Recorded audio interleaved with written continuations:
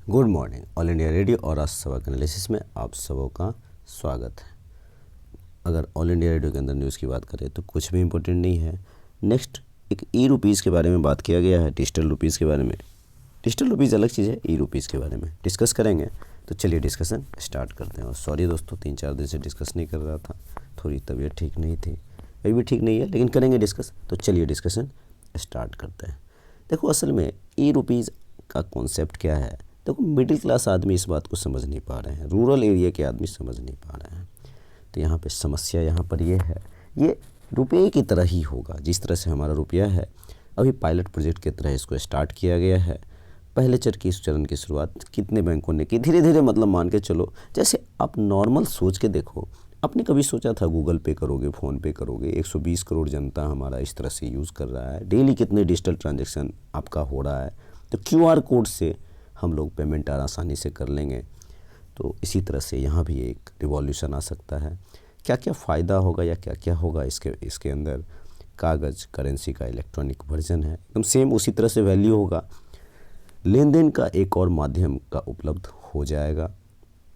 Next बात करें तो ई रुपी इकोनॉमी को बढ़ाएगा, इकोनॉमी को बढ़ावा देगा क्योंकि सब दिखेगा। नगद अर्थव्यवस्था घटाने का लक्ष्य पाने में मदद करेगा। जेब में कैश रखने की ज़रूरत नहीं पड़ेगी इलेक्ट्रॉनिक ऐप लिए। आजकल हालांकि आज भी लोग कैश नहीं रखते हैं।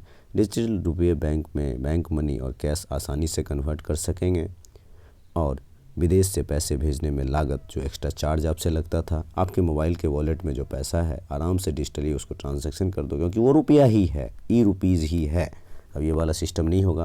अभी जो फिजिकल वाला किसी दुकान वाले को 100 रुपये दो, उसके फ़ोन पे से वो फिर बैंक में डालेगा, फिर वो आपके अकाउंट में तीसरे के अकाउंट में भेजेगा। अभी जिस तरह से हम लोग करते हैं, यहाँ पे ऑटोमेटिकली आपके अकाउंट में ही ये पैसा होगा।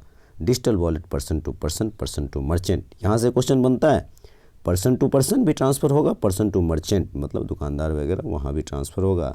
QR कोड से भी इसको ट्रांसफ़र किया जा सकता है।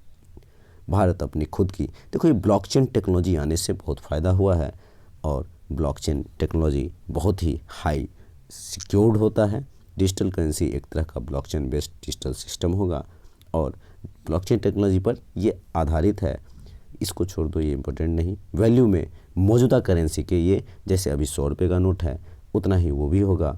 फिजिकल करेंसी की तरह ही यह एक्सेप्ट भी किया जाएगा। ये सब आप पॉजिटिव बातें लिखेंगे।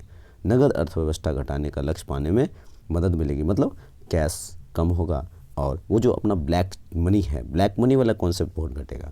एक बात जरूर ध्यान रखना, ई रुपये के बिना, इंटरनेट के बिना भी, ई रुपये इंटरनेट के बिना भी यहाँ पे काम करेगा। ऐसा नहीं कि इंटरनेट ही चाहिए। तो ये बात जरूर ध्यान रखना।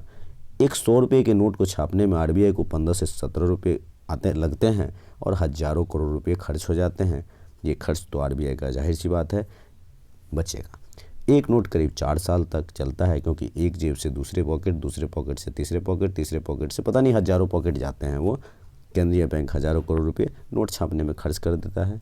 डिजिटल करेंसी की लागत बिल्कुल जीरो होगी। अब बिल्कुल जीरो तो नहीं कह सकते हैं, क्योंकि ये सॉफ्टवेयर आधारित होगी, क्योंकि सॉफ्टवेयर वगैरह को मेंटेन करने में पैसा लगता है। लेकिन आप इसकी अपेक्षा तो बहुत ही कम होगा। बैंकों का भार भी कम होगा, क्योंकि बैंक में जो लंबी लाइन लगती है, जब डिजिटल रुपया आपके अकाउंट में ही रहेगा तो आप क्यों जाओगे बैंक।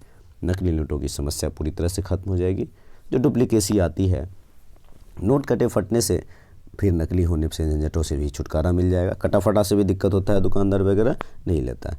थोड़ा चैलेंजेस की बात करें तो देखो चैलेंजेस में क्या है।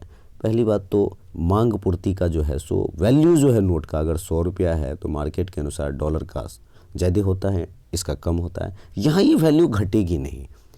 दूसरा क्या है कि जो अपना डिमांड और सप्लाई है उसके अनुसार भी किस तरह से ये मैनेज होता है, ये भी थोड़ा डिफ़र करेगा।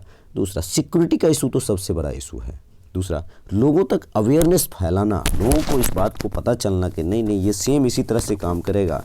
तो यहाँ पे थोड़ा वक्त लगेगा, हालांकि धीरे धीरे हो ही जाएगा। तो आज के डिस्कशन में इतना ही था। Thank you.